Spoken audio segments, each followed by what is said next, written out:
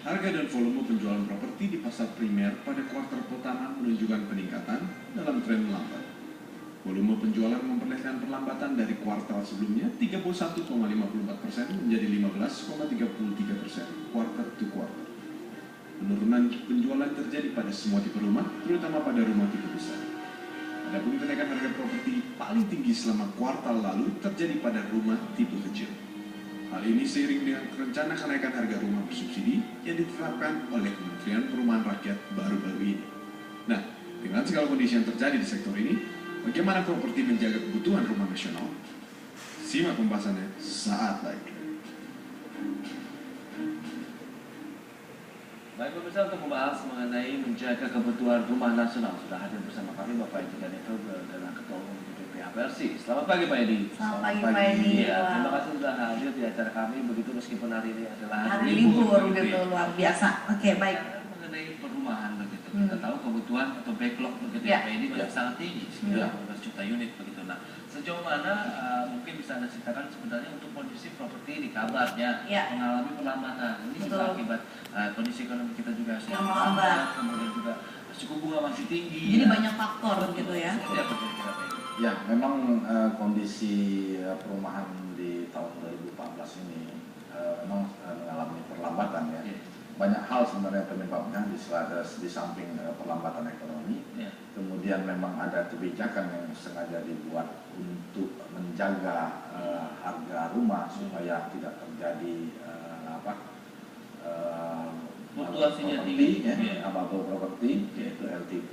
Kemudian juga ada kebijakan-kebijakan lain dari pemerintah yang sampai saat ini belum clear, ini sehingga menghambat terutama masalah pertanahan, kemudian juga masalah untuk rumah subsidi itu pembebasan pajak dengan kenaikan harga rumah yang baru, dan ditambah lagi dengan isu-isu yang berkembang yang akan terjadi 2015 nanti kan, itu secara psikologis sangat berpengaruh sekali.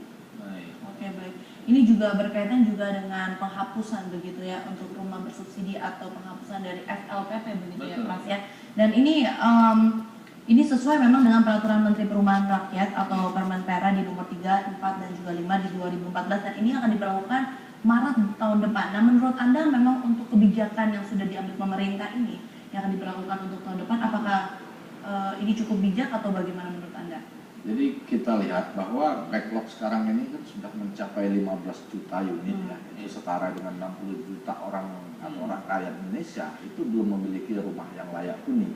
Nah, dengan kondisi yang begitu banyak, apakah layak menurut kita atau menurut pemerintah untuk tidak memberikan lagi subsidi kepada mereka? Karena berdasarkan Undang-Undang Nomor 1 yang diberikan subsidi itu adalah masyarakat berpenghasilan rendah atau MBR. Jadi MBR ini kemampuan mereka hanya mampu membeli rumah tapak yang murah. Nah, ini yang mereka terjangkau. Dan kalau subsidi ini di stop, dengan kondisi sekarang saja mereka susah beli rumah, apalagi kalau subsidinya di stop. Saya rasa ini kebijakan yang harusnya ditinjau ulang ya, harus dievaluasi kembali. Apalagi yang terdengar bahwa rumah tapak akan di stop subsidinya, dan subsidi ini akan diberikan kepada pembeli rumah susun atau rusunami. Kita tahu begitu besar atau begitu mahalnya harga rusunami. 2 kali lipat ya? Bisa 2 bahkan sampai 3 kali lipat daripada rumah tapak. Jadi apakah mungkin subsidi rumah tapak di stop, kemudian MBR yang hanya mampu membeli rumah murah subsidi tadi dipaksa membeli rumah susun? Kan itu sangat tidak masuk akal. Betul. Ya, tapi pemerintah akan membangun rusunami ini, jadi maksudnya mengalihkan untuk MBR ini ke rusunawi gitu ya, rusunami. Tapi pemerintah memberikan kebijakan subsidi FLPP terhadap rusunami. Betul. Nah, kita kembali lagi ke Undang-Undang Nomor 1 tahun 2011 tentang perumahan dan kawasan permukiman. Itu yang diberi bantuan atau diberi subsidi adalah masyarakat berpenghasilan rendah. Masyarakat berpenghasilan rendah ini adalah mereka yang berpenghasilan tentunya di bawah 4 juta ya, 4 juta ke bawah. Nah, sementara untuk rusunami ini mereka berpenghasilan 7 juta. Nah, berarti pembeli daripada rusunami ini bukan MBR lagi, mereka adalah masyarakat berpenghasilan menengah bawah.